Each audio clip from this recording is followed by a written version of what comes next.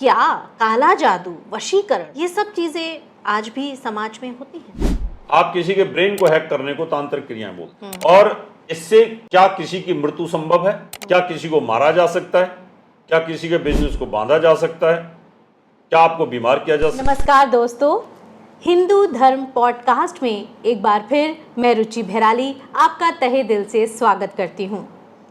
Friends, आपने बहुत प्यार दिया है, बहुत पसंद कर रहे हैं पॉडकास्ट को। निरंतर इसी तरह सवालों के साथ हम आते रहते हैं और आपको ज्ञान से, सच्चे ज्ञान से रूबरू करवाते रहते हैं, जिसमें सबसे बड़ा हाथ रहता है हमारे धर्मगुरु, हमारे आदरणीय गुरुदेव डॉक्टर एच.एस. रावत जी का। नमस्कार। नमस्कार सभी दर्शकों को। तो दोस्तों, आज फिर एक बार ऐसा सवाल पूछने जा रही हूँ जो शायद हर किसी के मन में आज नहीं तो कल आया ज़रूर होगा। बचपन में माँ डराती है, चुपचाप सो जाओ नहीं तो भूत आ जाएगा। बड़े होते हैं, रात में कहीं सफ़र पे निकल जाएं, पहाड़ आ जाएं तो डर लगता है। लोगों की कहानियाँ सुनाई पड़ती हैं कि ये चौराहा सही नहीं, यहाँ डायन आती है, ये चौराहा ख़राब है, यहाँ भूत घूमते हैं। कभी तो दिल कहता है कि ये सच है और कभी ऐसा लगता है ये मन घड़ंत कहानियाँ हैं, बातें हैं सिर्फ डराने के लिए। जब हम बहुत पढ़ लिख जाते हैं तब हमें लगता है मॉडर्न होने का सबसे आसान और सटीक तरीका, सही तरीका ये है कि नकार दिया जाए कि ऐसा कुछ होता ही नहीं। लेकिन सही में क्या ये चीज़ें होती हैं? तो आज जानते हैं एच.एस. रावत जी से ये सारी बातें। तो आपका बहुत बहुत स्वागत एक बार फिर सर। और आज का सवाल इसी से रिलेटेड है। ये भूत, पिशाच, ये सारी चीज़ें एनवायरनमेंट में क्या होती हैं? क्या सच में हमें इनसे डरना चाहिए? आप क्या कहना चाहते हैं? देखिए, मैंने कहा कि जो हमारी वाणी से शब्द निकल सकता है वो शब्द इस दुनिया में होता है। ये सच है जी। क्योंकि वाणी से शब्द वही निकलेगा जो भगवान ने हमें दिया है। अगर हमारे ब्रेन में कोई शब्द दिया है तो निकलेगा, और सोचने की क्षमता है तो निकलेगी। भूत, प्रेत, पिशाच, यक्ष, ये योनियां होती हैं, इनसे डिनाई नहीं किया जा सकता। ठीक है। लेकिन ये जो हमारी आंखें हैं ना, ये स्थूल रूप चीज को देखती हैं। बड़े ध्यान के साथ सुनना मित्रों, ये जो आंखें हैं ना, ये स्थूल रूपी चीजों को देखती हैं, मैक्रो जीवन को ये नहीं देख पाती हैं। हमारी आंखों की जो विजिबिलिटी है, एक दायरा है। आप देखें कि मेरे मुंह से बहुत सारे बैक्टीरिया निकल रहे हैं लेकिन दिखाई नहीं देंगे। बहुत सारे ऐसे वायरस होते हैं वो दिखाई नहीं देते पर होते हैं, लेकिन होते हैं। हमारे ब्लड में बहुत सारे वायरस हैं, वो दिखाई नहीं देते। कोरोना दिखाई नहीं देता लेकिन था। इन्फेक्शन दिखाई नहीं देता लेकिन है। हमारे सिर में जुओं के अंडे होते हैं, दिखाई नहीं देते, है ना? जुआ दिखाई नहीं देती। ऐसे 10,000 माइक्रो योनियां हैं। 10,000 जो दिखाई नहीं देती हैं, बहुत सूक्ष्म में होती हैं। ऐसे ही ये भूत, प्रेत, पिशाच, डाकनी और यक्ष, ये जो योनियां हैं, ये हमारी इन आंखों से नहीं दिखाई देती। इनके लिए सूक्ष्म रूप चाहिए आंखों का। अच्छा। तो ये दिखाई दे सकती है। जैसे आपको आत्मा दिखाई नहीं देती है, वो जब निकलती है दिखाई नहीं देती, बहुत सूक्ष्म है, उस पर भी कभी चर्चा करेंगे। तो जो चीज दिखाई नहीं देती है लेकिन है, मंगल के ऊपर जीवन है, चंद्रमा पे जीवन है, लेकिन हमारी आंखें नहीं देख सकती जी। अब इसको मैं ऐसे समझाऊंगा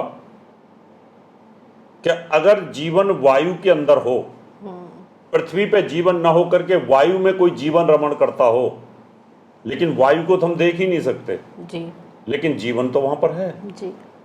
ऐसे ही अग्नि तत्व प्रधान जहां पर जो लोक हैं, उन लोकों में जीवन है, लेकिन वो हमें दिखाई नहीं देता, क्यों? हमारी आंखें उसको देख नहीं सकती। जिस दिन कोई इंस्ट्रूमेंट बन जाएगा तो वो देख लेंगे। इसी प्रकार से जल के अंदर बहुत सारे बैक्टीरिया होते हैं, वो दिखाई नहीं देते, लेकिन जब आप उसको लेंस से देखते हैं तो वो दिखाई देते हैं। ऐसे ही भूत विजिबल नहीं है। मैंने कहा वो स्थूल रूपी नहीं है, 5 तत्व उसके नहीं है, क्योंकि 5 तत्व का प्राणी दिखाई देगा हमारी आंखों को, क्योंकि हमारी आंखें 5 तत्व से बनी है। अगर कोई योनि 5 तत्व की नहीं है तो दिखाई नहीं देगी इन आंखों को। इन आंखों से उनको देखने के लिए हमें त्रिनेत्र की आवश्यकता है। हम इन आंखों को बंद करें, त्रिनेत्र को एक्टिव करें, दिव्य दृष्टि हमारे पास हो, तो फिर हम भूत प्रेत चुड़ाल पिशाच उनको देख सकते हैं घूमते हुए, कि वो अंतरिक्ष में घूम रही हैं वो आत्माएं। और फिर उन आत्माओं को भी देख सकते हैं जो मोक्ष काल में हैं, उन आत्माओं को भी देख सकते हैं जो देवता हैं। फिर हम वैष्णो देवी को भी देख सकते हैं, हनुमान जी को भी देख सकते हैं। कि अगर हमारे पास वो नेत्र की शक्ति आ जाए कि वो अदृश्य आत्माओं को देख लें, तो उनको देखा जा सकता है। इसलिए भूत है, देखा नहीं जा सकता। इसलिए प्रेत है, उसको देखा नहीं जा सकता। उसको देखने के लिए भूत को और प्रेत को पंच महाभूत की योनि में आना ही पड़ेगा, चाहे वो जानवर की योनि में घुसे काया कल्प करके, और चाहे वो मनुष्य की योनि में आएगा, तो हमें समझ आएगा कि भूत है जी। इसलिए ये योग होते हैं, इनके प्रभाव होते हैं, और बिना कारण के किसी पे वो अटैक नहीं करते, ये सच है। वो बदला लेने के लिए जिनके साथ उन्होंने अनर्थ किया है पिछले जन्म में, जब उनको मारा गया था, तो उस बदला लेने के लिए वो जरूर कहीं ना कहीं अपने प्रतिशोध की अग्नि में घूम रहे होते हैं, उसको ढूंढ रहे होते हैं। जी गुरुदेव, हमने देखा है कि काला जादू, तंत्र विद्या जो है, वशीकरण, इस तरह की चीज़ों का सही और गलत तरह से समाज में कई रूपों में इस्तेमाल किया जाता है। कभी तो इसे सत्य माना जाता है, कभी कभी इसमें भी भ्रम आ जाता है कि पता नहीं सिर्फ मूर्ख बनाया जा रहा है, ऐसा वशीकरण कर लिया या काला जादू कर दिया, या कई लोग कहते हैं मुझ पर किसी ने काला जादू कर दिया। तो क्या ये बातें सच है? ऐसा किसी के ऊपर वशीकरण किया जा सकता है, किसी को अपने बस में किया जा सकता है?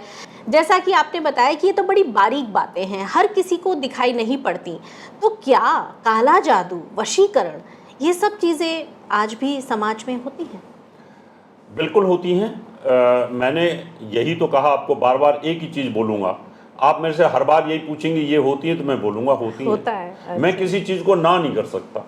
ना इसलिए नहीं करूँगा कि भगवान ने अगर कोई चीज़ हमारे दिमाग में डाली है कि काला जादू है तो है, तांत्रिक क्रियाएं हैं तो हैं, तंत्र शास्त्र है तो है, और हमारे शरीर के अंदर काया पलट का सिद्धांत है तो है, हम किसी दूसरे के शरीर में प्रवेश कर सकते हैं तो है, और इसका मैं भुक्तभोगी हूँ। तांत्रिक क्रियाएं तो मेरे ऊपर अटैक हुई हैं और होती रहती हैं, वो भी हैं। लेकिन आखिर तांत्रिक क्रियाओं में कितने लोग सच हैं? सिर्फ मात्र 100 में 1, और हो सकता है 100 में 1 ना भी हो, 1000 में 1 तांत्रिक सही हो सकता है, वो जो क्रियाएं जानता होगा। इसके लिए बड़ी तप की जरूरत होती है, बड़े हठ योग की जरूरत होती है, जो आम आदमी नहीं कर सकता। लेकिन जितने भी तांत्रिक हैं वो जादू का इस्तेमाल करते हैं, और जादू एक हाथ की सफाई होती है, और वो एक टेक्निकल वैज्ञानिक आधार पर की जाती है, स्किल है। वो एक कहीं ना कहीं आदमी के पास एक जादू की विद्या है और उसका इस्तेमाल करते हैं। तंत्र 2 प्रकार का है, एक मंत्र का तंत्र, अच्छा, और एक तंत्र का तंत्र। एक मंत्र का तंत्र और एक तंत्र का तंत्र, ये अलग बात है कुछ। मंत्र और तंत्र, एक तांत्रिक क्रियाएं मंत्र के माध्यम से होती हैं जी, और एक तंत्र के माध्यम से होती हैं। तंत्र जड़ी बूटियों से संबंधित होता है। क्या आपको कोई जड़ी बूटी ऐसी खिला दी जाए कि जो आपका दिमाग खराब हो जाए, आपका बॉडी का ब्लड प्रेशर डिस्टर्ब हो जाए, आपके ब्लड में दिक्कत आ जाए?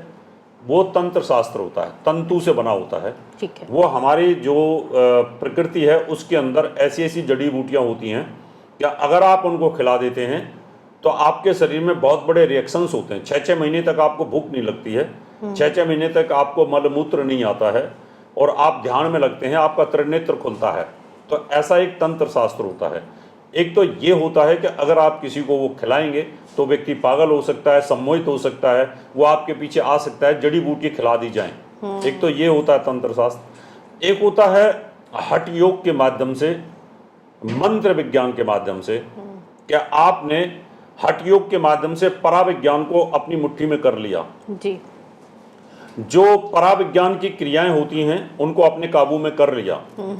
जैसे किसी भूत की विद्या, भूत कोई है अगर भटक रहा है उसको आपने काबू में कर लिया, क्योंकि आपको सूक्ष्म विद्या का ज्ञान है और वो तभी संभव है जब आपने हठ योग का इस्तेमाल किया है। और एक आपने मंत्रों को सिद्ध कर रखा है, तांत्रिक मंत्रों को सिद्ध कर रखा है।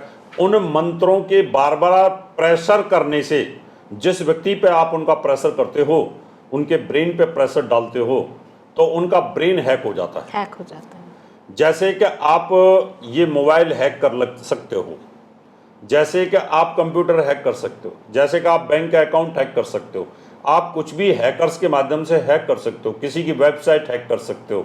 इसी प्रकार से ब्रेन हैकिंग भी होती है।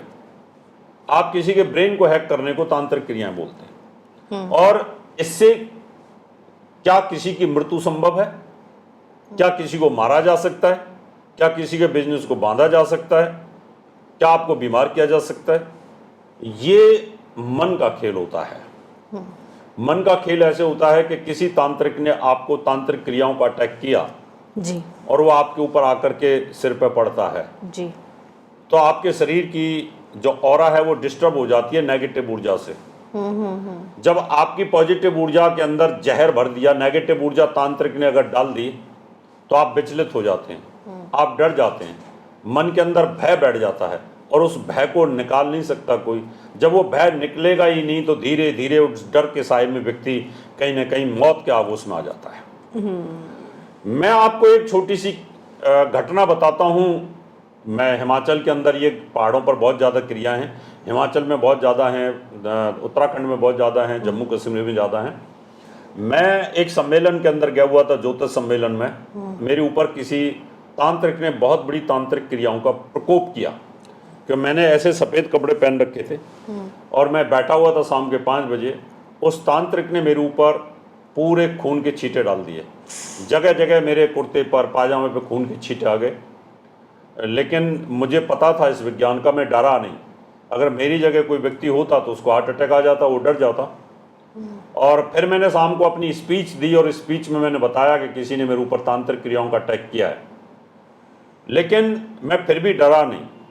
उस तांत्रिक ने रात को 3 बजे फिर वही चीज़ दोहराई, रात के सो रहा था 3 बजे में, और फिर उसी प्रकार से मेरी सफ़ेद चद्दर थी जिस पर सो रहा था, फिर वहाँ पर खून के दाग आ गए और मेरा सारा कपड़ा फिर खून में हो गया। मैं जगा, मैंने सारे कपड़े उतारे और बाथरूम के अंदर डाल दिए। मैं फिर भी नहीं डरा। मैंने होटल वालों को बुला के दूसरे कपड़े, सुबह नहा धो करके मैंने सफ़ेद कपड़े फिर पहने और उस समय फिर दोबारा से वही क्रिया तीसरी बार हुई। लेकिन फिर मैंने उसको काटने की कोशिश की।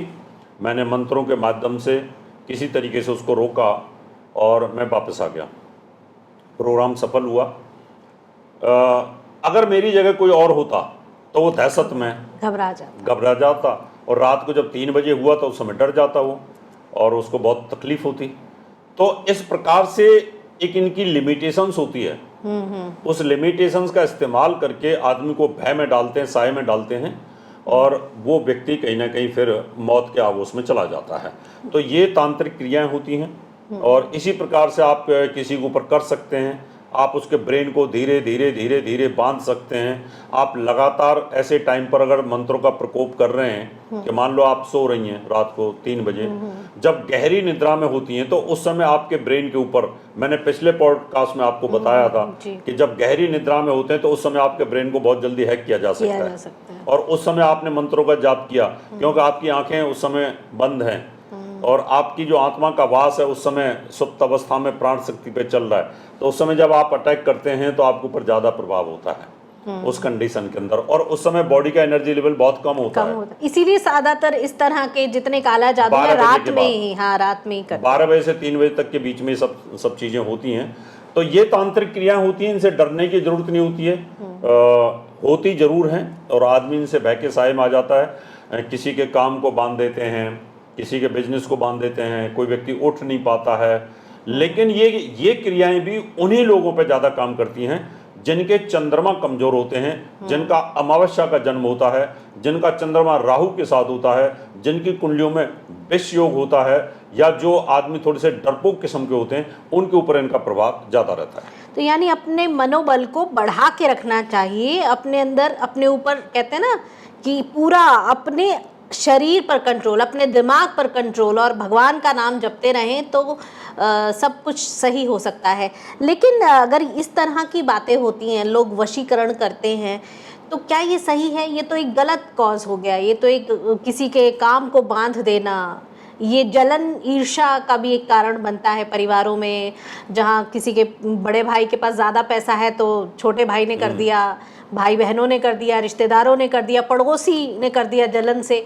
तो ये जलन ईर्ष्या का विषय है, और इस पर किसी पर वशीकरण करवाना, और जिससे, जैसा कि आपने कहा, ये तो कोई एक अकेला बहुत लाखों में होगा जो सही तरीके से इस काम को कर पाएगा, क्रिया को, तो ये तो बड़ी मुश्किल काम है। तो अगर आधा अधूरा किसी ने गलत किया, उसका असर क्या है? और ये तो अपने आप में एक बुरा कर्म कमाने वाली बात है। देखिए, इस प्रकृति के अंदर देवीय शक्ति भी हैं, अच्छा। और बुरी शक्ति भी हैं जी।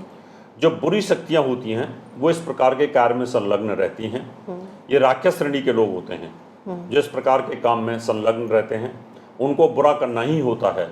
उनके चित्त के अंदर बुरे संस्कार भरे होते हैं, इसलिए जब वो ऐसा बुरा सोचते हैं तो उनके वो बुरे संस्कार जागृत होने शुरू हो जाते हैं, और बुरे संस्कार जब जागृत होते हैं तो फिर वो बुरा सोचते हैं, फिर वो तांत्रिक क्रियाओं की तरफ उन पर विश्वास करना शुरू करते हैं, फिर उनको सीखने की कोशिश करते हैं, फिर लोगों को डरा करके उनको अच्छा लगता है, लोगों को मार के अच्छा लगता है, चिड़ी मार के अच्छा लगता है, जानवर मार के अच्छा लगता है। अब कितने लोग ऐसे होते हैं, बच्चे पैदा होते ही चिड़ी मारते हैं, कबूतर मारते हैं, यानी हिंसा करते हैं, उनकी सोच हिंसा प्रेमी होती है। ऐसे ही धीरे धीरे टेररिस्ट हो जाते हैं, बदमाश हो जाते हैं। तो हमारी जो सोच होती है वो ग्रहों से संचालित होती है, और आपके चित्त के अंदर, आपके ये कह सकता हूँ मेमोरी कार्ड के अंदर अगर बुरे संस्कार भरे हुए हैं तो आप उसी बुरी चीज़ों को आप सीखेंगे। और अगर आपकी कुंडली के अंदर अच्छे ग्रहों का प्रभाव है तो आप अच्छा करने की कोशिश करेंगे, बुरी चीज़ें नहीं करेंगे। लेकिन अगर कोई आपके वशीकरण कर देता है, वशीकरण में भी मान लो आपके ब्रेन को कोई इस प्रकार से सम्मोहित कर देता है कि आप उसी की बात मानते रहो, तो ये आप खिला करके आपके चाय में, आपकी दूध में, आपकी रोटी में, आपकी सब्जी में कोई ऐसी जड़ी बूटी डाली जाती है जिससे कि आप सम्मोहित होते हैं। वो व्यक्ति, जो बुरा व्यक्ति है, वो भी अच्छा लगने लग जाता है क्योंकि आपकी उसके प्रति सोच पॉजिटिव हो जाती है। ऐसी मेडिसिन्स होती हैं आजकल, होम्योपैथी में भी मेडिसिन है, एलोपैथी में मेडिसिन है, और ये आयुर्वेद की जड़ी बूटियों की मेडिसिन इस प्रकार की होती हैं कि आप उनको खाएंगे तो आपको भी अच्छा लगेगा। अभी मान लो आपने किसी को पिज्जा खिला दिया तो बार बार बोलेगा मैडम पिज्जा खिलाओ, पिज्जा, वो एडिक्शन होगी उसको पिज्जे की, है ना। आपने किसी को शराब पिलानी शुरू की, उसको एडिक्शन हो गई, वो पीछे पीछे भाग रहा है, वो व्यक्ति अच्छा लगता है कि ये, क्योंकि आप उसको चॉकलेट खिलाते हैं, आप उसको पिज्जा खिलाते हैं। इसी प्रकार से अगर आपने कोई बूटी ऐसी खिला दी है तो उस बूटी से वो व्यक्ति हिप्नोटाइज होता है, वो वशीकरण हो जाता है, वो स्त्री वशीकरण हो जाती है, और फिर उसका पीछा नहीं छोड़ती है। तो ये एक तो मेडिसिन का कमाल होता है इसके अंदर कि जो जड़ी बूटियां होती है उनका इस्तेमाल किया जाता है, और कुछ बहुत बुरे बुरे प्रयोग भी इसके अंदर होते हैं जो हमारे माइंड को डिस्टर्ब करते हैं। वशीकरण में माइंड डिस्टर्ब होता है, अगर आपके माइंड को डिस्टर्ब कर दिया तो आपका मन और बुद्धि दोनों डिस्टर्ब हो जाते हैं, और फिर आदमी से कुछ भी कराया जा सकता है। एक होता है कि ऐसे ऐसे किया इस प्रकार से, तो ये आपके ऑरा के अंदर, आपके हाथ के अंदर, आपके माइंड के अंदर हाई एनर्जी होती है, हाई एनर्जी प्रोड्यूस करके रखते हैं, और आपके ऊपर इस तरीके से, मैंने इस तरीके से हाथ घुमाया तो आपके थिंक टैंक को मैंने डिस्टर्ब कर दिया, और जैसे मैंने आपको कहा वैसे आपने मानना शुरू कर दिया। इस प्रकार आपको देखने को मिलेंगे हरिद्वार में कहीं ना कहीं बहुत सारे इस प्रकार के लोग घूमते रहते हैं, आपको ऐसे ऐसे घुमाएंगे, हाथ थोड़ा सा देखेंगे, या उनकी नज़रों के अंदर इतनी शक्ति पैदा कर लेते हैं कि आप सब कुछ उनको अपने आप उतार के, जेवर, सोना, गहना, चांदी, पैसा सब दे देते हैं उनको। तो ये हठ योग का विषय है। हठ योग, अष्टांग योग में 5 योग पहले हठ योग में आते हैं कि आपने अपने शरीर की ऊर्जा को आंखों पर केंद्रित कर लिया है। जैसे कि अंगद था, उसने अपनी सारी ऊर्जा को पैर पे इकट्ठा कर लिया था कि कोई मेरे पैर को उठा के दिखाए। ऐसे ही भगवान कृष्ण ने अपनी इस उंगली के ऊपर सारी ऊर्जा को इकट्ठी कर लिया था, तो उन्होंने गोवर्धन पर्वत को उठा लिया था। तो इसी प्रकार से जब अपनी सारी हठ योग के माध्यम से ऊर्जा आंखों पे ले आते हैं या हाथ पे ले आते हैं, तो आपने खाली इस तरीके से देखना होता है, तो वो व्यक्ति हिप्नोटाइज हो जाता है, उसकी सोचने की क्षमता खत्म हो जाती है, और आप जिससे जो कराना चाहेंगे वो कर लेते हैं। यानी ये कह सकता हूँ, जिस फ्रीक्वेंसी पे आपका ब्रेन काम कर रहा है उसी फ्रीक्वेंसी पे मैंने आपके ब्रेन को हैक कर लिया, तो मैं जो कहूँगा वो आप करती चली जाएंगी, और जहाँ मैं कहूँगा आप वहीं पे आती चली जाएंगी। रात के 3 बजे भी मैं कहूँगा तो आप सपनों में भी उठ करके आप 3 बजे मेरे पास आ जाएंगी।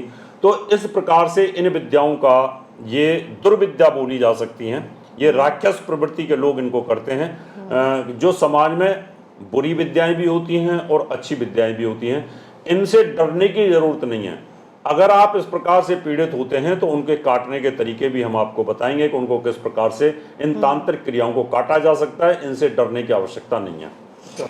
तो ये बात तो सत्य है कि अच्छी और बुरी विद्याएं समाज में हैं, लेकिन एक आम इंसान को कैसे पता चलेगा कि मुझ पर वशीकरण हुआ है या मेरे घर पर किसी की बुरी दृष्टि है, जिसे हम कभी कभी तो नज़र कह के हट जाते हैं और कभी कभी वो चीज़ हट ही नहीं रही और पता लगता है कहीं जाकर के नहीं वशीकरण हुआ है, या आपकी बहू, बेटा या किसी घर के सदस्य पर कुछ इस तरह का प्रभाव है काले जादू का। तो ये कुछ ऐसे संकेत हैं? हाँ, बिल्कुल इस प्रकार के संकेत होते हैं कि मान लो पति पत्नी के बीच में अगर पत्नी के ऊपर इस प्रकार की क्रियाएं कराई गई हैं, तो पत्नी आपकी बात को मानेगी नहीं, पति की बात को नहीं मानेगी, कहना नहीं मानेगी, आलसी रहेगी, जिद्दी हो जाएगी, उसका जो वे ऑफ टॉकिंग है वो चेंज हो जाएगा, उसका देखने का तरीका चेंज हो जाएगा, उसका खाने पीने का तरीका चेंज हो जाएगा, उसका नहाने धोने का तरीका चेंज हो जाता है, उसमें क्रोध आता है, जिद आनी शुरू हो जाती है, उसको अपना पति अच्छा बिल्कुल नहीं लगता है, और उसको लगता है कि मैं इस व्यक्ति से दूर हो जाऊं,